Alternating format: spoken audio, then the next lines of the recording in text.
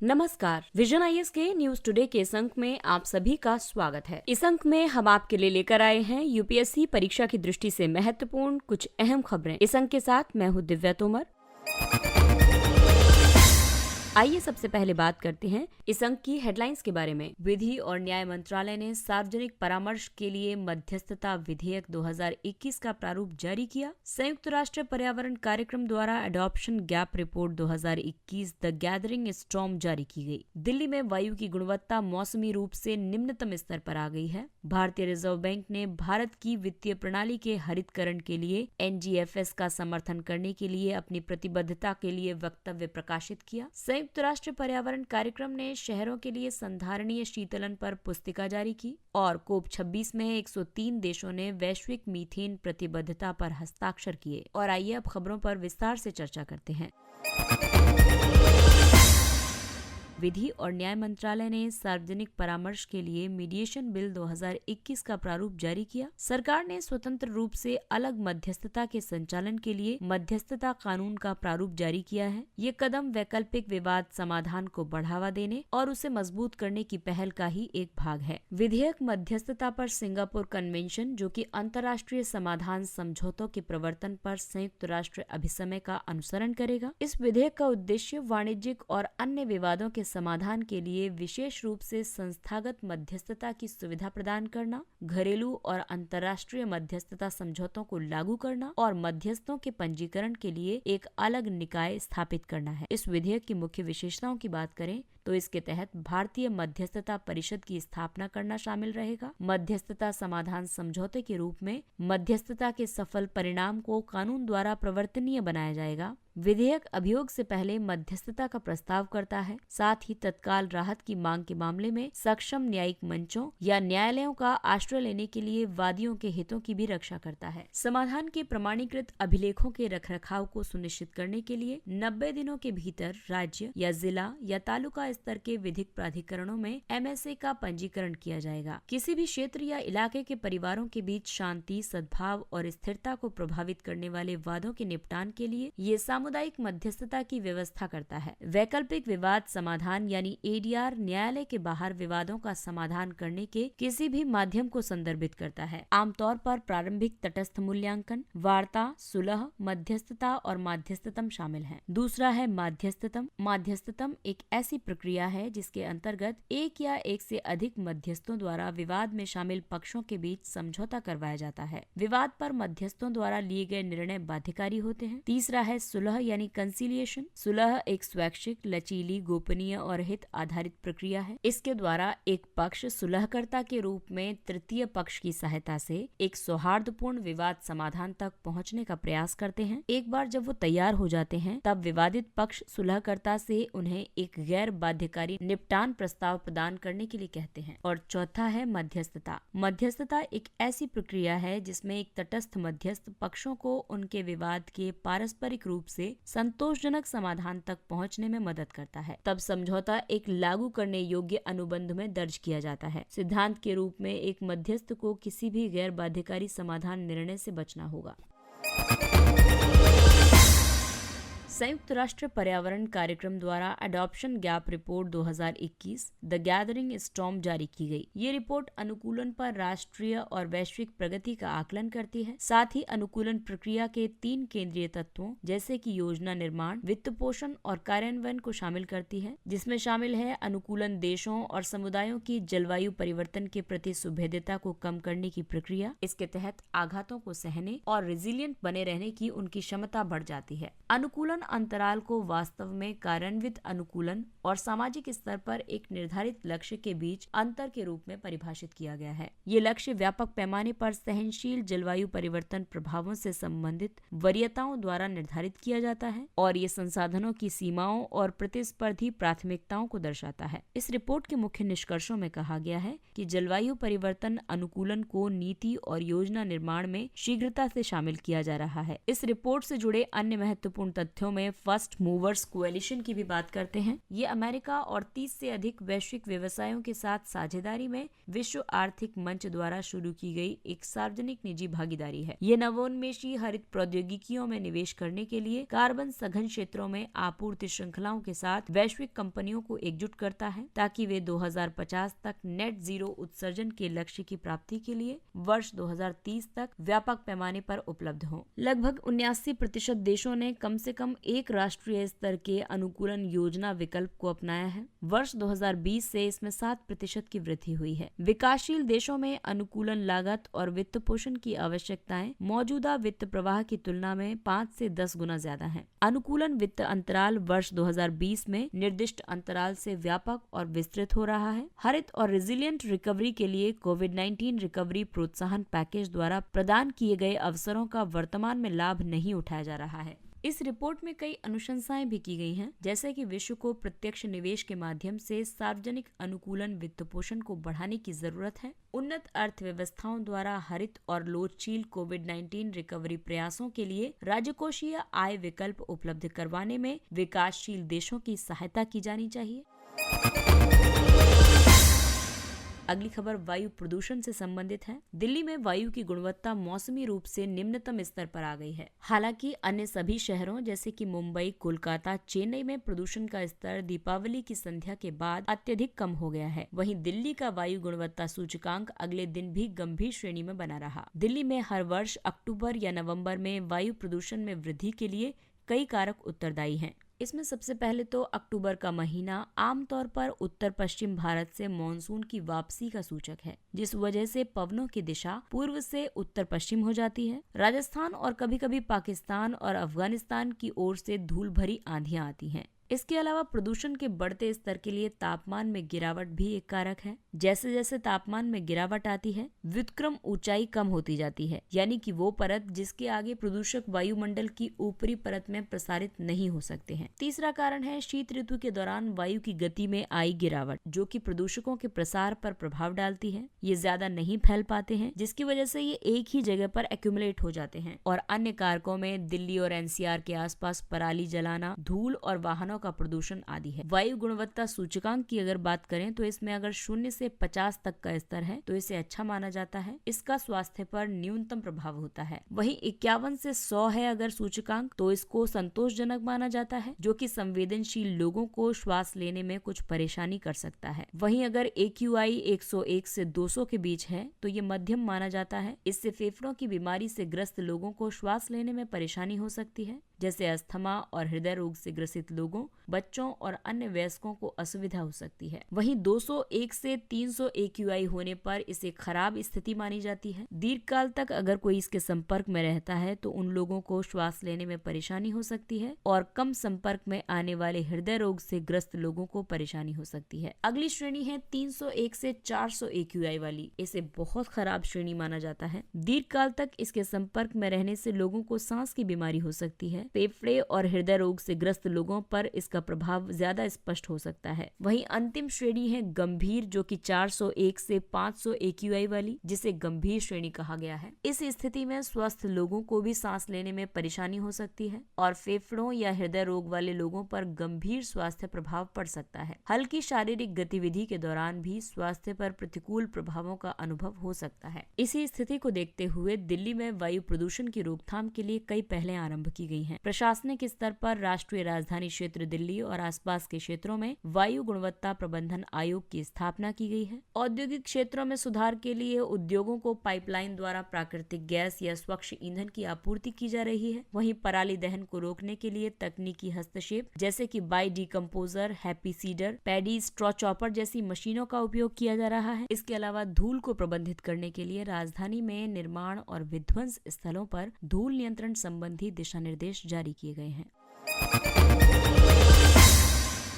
भारतीय reserve bank ने भारत की वित्तीय प्रणाली के हरितकरण के लिए NGFS यानी network for grinning the financial system का समर्थन करने के लिए अपनी प्रतिबद्धता संबंधी वक्तव्य प्रकाशित किया। NGFS ग्लासगो घोषणा का समर्थन करते हुए भारतीय रिजर्व बैंक ने भारत की वित्तीय प्रणाली के हरितकरण के समर्थन के लिए प्रतिबद्धता व्यक्त की है। RBI द्वारा पर्यवेक्षित संस्थाओं के तुलन पत्र, व्यवसाय प्रतिमानों और जलवायु से संबंधित वित्तीय जोखिमों में अंतराल जैसी सुभेद्यताओं की पहचान के लिए जलवायु परिदृश्य अभ्यासों के उपयोग का अन्वेषण करना, वित्तीय स्थिरता निगरानी में जलवायु संबंधी जोखिमों को एकीकृत करना और विनियमित वित्तीय संस्थानों के बीच जलवायु संबंधी जोखिमों के बारे में जागरूकता सृजित करना शामिल है। इसके अलावा जलवायु परिवर्तन के मुद्दों और उनसे निपटने के तरीकों पर ज्ञान के प्रसार पर भी प्रतिबद्धता व्यक्त की गई है। आइए बात करते हैं NGFS के बारे में। NGFS यानी network for grinning the financial system, ये वर्ष 2017 में पेरिस में आयोजित वन प्लेनेट समिट में लॉन्च किए गए केंद्रीय बैंकों और पर्यवेक्षकों का एक समूह है। ये वे विशेष बैंक हैं जो स्वैच्छिक आधार पर वित्तीय क्षेत्र में पर्यावरण और जलवायु जोखिम प्रबंधन के विकास में योगदान करने के आकांक्षी हैं। ये 51 केंद्रीय बैंकों और निरीक्षकों और 14 पर्यवेक्षकों को एक साथ लाता है।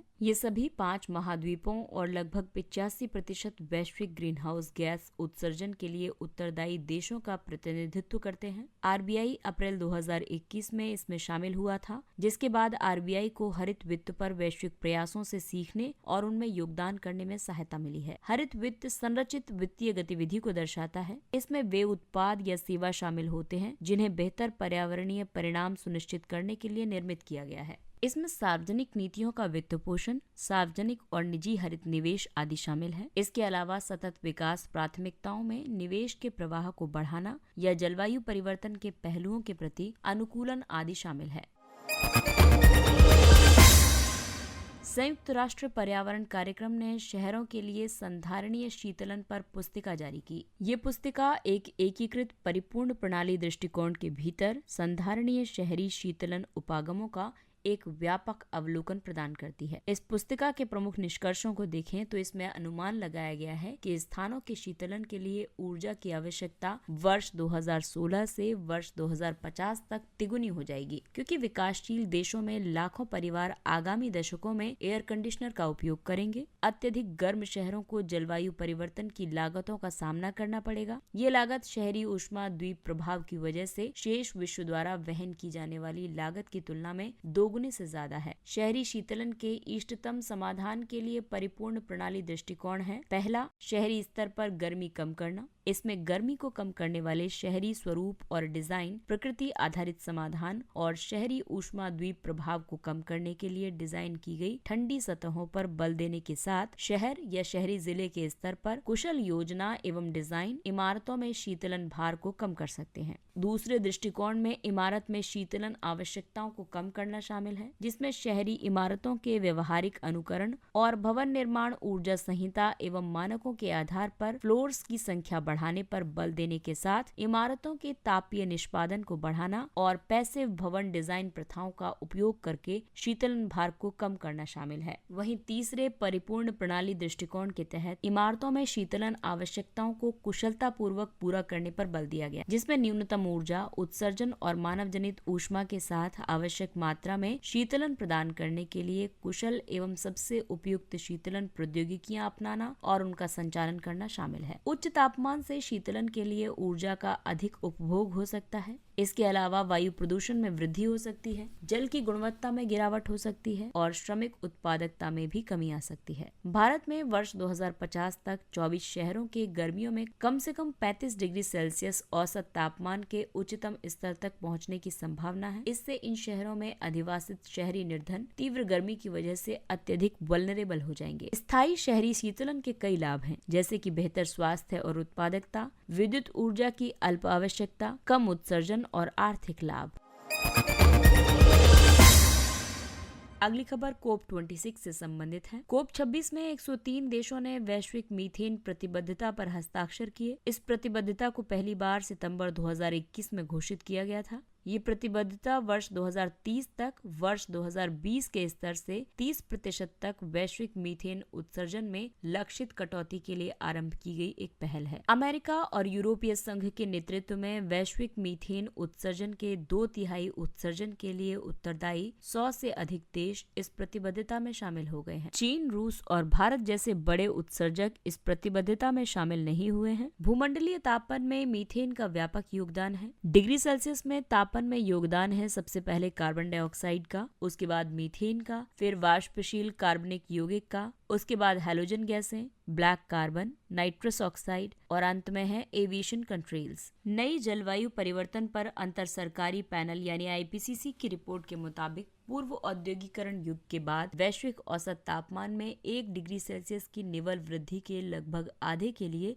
मीथेन उत्तरदायी है। मीथेन एक शक्तिशाली प्रदूषक है और इसमें भूमंडलीय तापन की क्षमता है जो CO2 से 80 गुना ज्यादा है। मीथेन का वायुमंडल में अपेक्षाकृत कम अस्तित्व काल होने के बावजूद ये प्राकृतिक और रासायनिक अभिक्रियाओं के माध्यम से आसानी से समाप्त हो जाने की वजह से इसकी मात्रा में गिरावट वैश्विक तापमान वृद्धि को सीमित करने में महत्वपूर्ण सहायता कर सकती है। मीथेन के प्राकृतिक स्रोतों में शामिल है आर्द्र भूमि और अपघटित बायोमास, और मानव स्रोत हैं लैंडफिल, तेल और प्राकृतिक गैस प्रणालियां, कृषि गतिविधियां, कोयला खनन, अपशिष्ट जल उपचार आदि जैसी कुछ औद्योगिक प्रक्रियाएं। मीथेन की गतिविधियों के लिए अंतर्राष्ट्रीय मीथेन उत्सर्जन वेधशाला है। इसके अलावा G20 शिखर सम्मेलन में लॉन्च किए गए IMEO यानी अंतर्राष्ट्रीय मीथेन उत्सर्जन वेधशाला संयुक्त राष्ट्र पर्यावरण कार्यक्रम की एक डेटा संचालित और कार्रवाई केंद्रित पहल है। ये यूरोपीय आयोग द्वारा समर्थित है। ये ऊर्जा क्षेत्र से शुरू करते हुए मीथेन उत्सर्जन में नाटकीय कमी को उत्प्रेरित करेगा।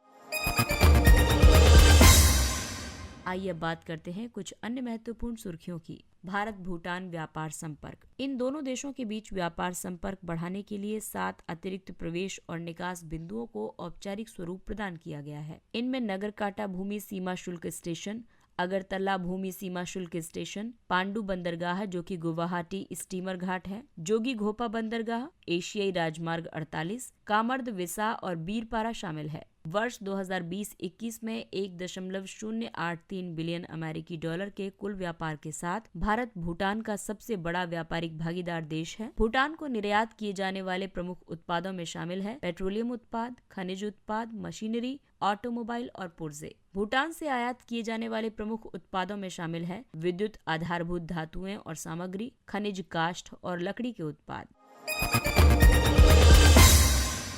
दिल्ली क्षेत्रीय सुरक्षा वार्ता। तालिबान के सत्ता पर कब्जा करने के बाद अफगानिस्तान में समग्र सुरक्षा स्थिति पर परिचर्चा के लिए भारत क्षेत्रीय सुरक्षा वार्ता की मेजबानी करेगा। इस वार्ता को बैठक में शामिल होने वाले देशों के राष्ट्रीय सुरक्षा सलाहकारों के स्तर पर आयोजित किया जाएगा। हालांकि संस्करण की 2 बैठकें पहले ही वर्ष 2018 और वर्ष 2019 में ईरान में आयोजित की जा चुकी हैं। ये पहली बार है जब न केवल अफगानिस्तान के निकट पड़ोसी बल्कि सभी मध्य एशियाई देश भी इस वार्ता में भाग ले रहे हैं। अवसंरचना निवेश न्यास इनविट। भारतीय राष्ट्रीय राजमार्ग प्राधिकरण के प्रथम अवसंरचना निवेश न्यास ने प्रमुख निवेशकों के रूप में 2 अंतर्राष्ट्रीय पेंशन फंडों को आकर्षित किया है। इनविट्स म्यूचुअल फंड के समान ही निवेश योजनाएं हैं। ये व्यक्तियों और संस्थागत निवेशकों को बुनियादी ढांचा परियोजनाओं में निवेश के अवसर प्रदान करती हैं, ताकि आय का एक हिस्सा प्रतिफल के रूप में अर्जित किया जा सके। ये वित्त पोषण के वैकल्पिक स्रोतों के उपयोग करने के लिए सरकार द्वारा संचालित योजना का एक हिस्सा है। इनविट्स सड़कों और बुनियादी ढांचों के क्षेत्र में सार्वजनिक व्यय को बढ़ावा देने में मदद करेगी। इनविट्स के कई लाभ हैं, जैसे कि ये निवेशकों को अधिक लचीलापन प्रदान करता है, विशेष रूप से O&M यानी संचालन और रखरखाव वाली योजनाओं में रियायतों के सृजन में ये लंबी अवधि के निवेशकों को आकर्षित करने में सहयोग करेंगे। श्वेत वस्तुओं के लिए उत्पादन से संबद्ध प्रोत्साहन योजना। व्हाइट गुड्स के लिए PLI योजना के तहत लाभार्थियों के रूप में 42 आवेदकों का अनंतिम रूप से चयन किया गया है। इस योजना के लिए उद्योग संवर्धन और आंतरिक व्यापार विभाग इस योजना का नोडल विभाग है। इसे वित्तीय वर्ष 2021-22 से वित्तीय वर्ष 2028-29 तक 7 वर्ष की अवधि के लिए लागू किया जाएगा। व्हाइट गुड्स को भारी उपभोक्ता टिकाऊ वस्तुओं या बड़े घरेलू उपकरणों के रूप में जाना जाता है। परंपरागत रूप से इन वस्तुओं को केवल सफेद रंग में ही उत्पादित किया जाता रहा है। इनमें washing machine, air conditioner, stove, refrigerator आदि जैसे उपकरण शामिल हैं। स्मार्ट एंटी एयरफील्ड वेपन सॉ। हाल ही में भारतीय वायुसेना और रक्षा अनुसंधान और विकास संगठन DRDO ने सॉ के परीक्षण को सफलतापूर्वक संपन्न कर लिया है। ये स्वदेशी रूप से निर्मित 100 किलोमीटर मारक क्षमता वाला एक स्मार्ट हथियार है। साथ ही ये रडार, बंकर, टैक्सीवे और रनवे जैसी शत्रु के हवाई क्षेत्र की परिसंपत्तियों को लक्षित कर सकता है। देश में पहली बार इस श्रेणी के बम का इलेक्ट्रो ऑप्टिकल सीकर आधारित फ्लाइट परीक्षण किया गया। इसकी सटीक मारक क्षमता को बेहतर बनाने के लिए इसे इमेजिंग इंफ्रारेड सीकर तकनीक से युक्त किया गया है।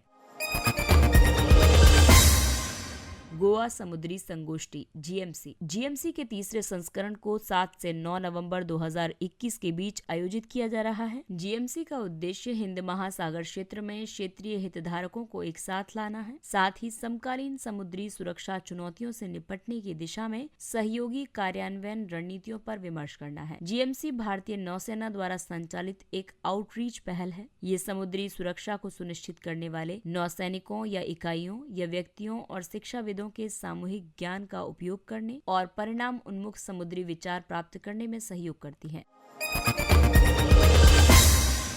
Great Pacific Garbage Patch. Netherland स्थित एक गैर लाभकारी संगठन ओशन क्लीनअप द्वारा ग्रेट पैसिफिक गार्बेज पैच के उन्मूलन को लेकर प्रतिबद्धता प्रकट की गई है। इसे प्रशांत अपशिष्ट भंवर के रूप में भी जाना जाता है। ये उत्तरी प्रशांत महासागर में व्याप्त मलबे या अपशिष्ट का एक संग्रह है। ये गार्बेज पैच वास्तव में अपशिष्ट का 2 भागों में विभाजित समुच्चय है। ये व्यापक उत्तरी प्रशांत उपोष्ण कटिबंधीय गायर से घिरा हुआ है। गायर यानी समुद्री धाराओं की गोलाकार परिसंचरण प्रणाली। इस गार्बेज पैच का पश्चिमी हिस्सा जापान के निकट स्थित है और इसका पूर्वी हिस्सा अमेरिकी राज्यों के निकट, प्रमुख रूप से हवाई और कैलिफोर्निया के बीच स्थित है। 6G के लिए नवाचार समूह। दूरसंचार विभाग ने 6G पर एक 22 सदस्यीय प्रौद्योगिकी नवाचार समूह का गठन किया है। इस समूह के अध्यक्ष के राजारमन हैं। ये समूह अनुसंधान और विकास के लिए रोड मैप विकसित करने और अग्रणी 6G तकनीक के लिए एक कार्य योजना तैयार करने में मदद करेगा। 6G तकनीक 5G तकनीक का अगला संस्करण है। ये उच्च आवृत्तियों का उपयोग करके पर्याप्त रूप से उच्च क्षमता और अधिक नेटवर्क विश्वसनीयता को सुनिश्चित कर सकता है। साथ ही ये न के बराबर देरी के साथ उच्च गति को भी बनाए रखने में सक्षम है। इसे व्यावसायिक रूप से 2030 से पहले लॉन्च किया जाएगा। 6G चौथी औद्योगिक क्रांति में बड़े पैमाने पर उन्नति लाने में मदद करेगा। इंटरनेट प्रोटोकॉल संस्करण 6। हाल ही में दूरसंचार विभाग ने सरकारी संगठनों के लिए IPv6 को पूर्णतः अपनाने के लिए 30 जून 2022 और इंटरनेट सेवा प्रदाताओं के लिए दिसंबर 2022 की समय सीमा निर्धारित की है। IPv6 इंटरनेट प्रोटोकॉल का नवीनतम संस्करण है। ये नेटवर्क से जुड़े कंप्यूटरों के लिए एक पहचान और अवस्थिति निर्धारण से संबंधित प्रणाली प्रदान करता है। साथ ही इंटरनेट पर डेटा ट्रैफिक को रूट भी करता है। इसे इंटरनेट प्रोटोकॉल एड्रेस के नाम से भी जाना जाता है। IPv4 की तुलना में ये तेज और अधिक सुरक्षित है। ये अपनी 128 बिट एड्रेस प्रणाली के माध्यम से 340 अंकीय मान वाला एक अद्वितीय एड्रेस स्पेस प्रदान करता है। मोलनुपिराविर। शोधकर्ताओं द्वारा मोलनुपिराविर के तीव्र उत्पादन को सुनिश्चित करने के लिए एंजाइमों को विकसित किया गया है। मोलनुपिराविर कोविड-19 के उपचार के लिए विकसित किया जा रहा एक ओरल एंटीवायरल है। ये वायरस के स्वयं के RNA की प्रतिकृति बनाने के समय त्रुटियों को उत्पन्न करता है। साथ ही ऐसे म्यूटेशन शामिल करता है जिससे प्रतिकृति निर्माण कार्य बाधित हो जाता है। केदारनाथ धाम। हाल ही में प्रधानमंत्री ने केदारनाथ धाम में श्री आदि शंकराचार्य के पुनर्निर्मित समाधि स्थल का उद्घाटन किया। केदारनाथ मंदिर उत्तराखंड के रुद्रप्रयाग जिले में स्थित है। ये मंदाकिनी के तट पर स्थित है। केदारनाथ मंदिर का निर्माण आदि शंकराचार्य द्वारा 8वीं शताब्दी में कराया गया था। केदारनाथ मंदिर उत्तराखंड में 4 धाम और पंच केदार का एक हिस्सा है। ये भारत में स्थित भगवान शिव के 12 ज्योतिर्लिंगों में से एक है। इसके साथ ही ये अंक समाप्त होता है। अगले अंक में फिर मुलाकात होगी कुछ अन्य महत्वपूर्ण खबरों के साथ। तब तक अपना ख्याल रखिए, सुरक्षित दूरी बनाए रखिए, मास्क पहनिए, हाथ और मुंह साफ रखिए और टीकाकरण अवश्य करवाइए। और अब हमें यानी विजन IAS की पूरी टीम को दीजिए इजाजत। नमस्कार।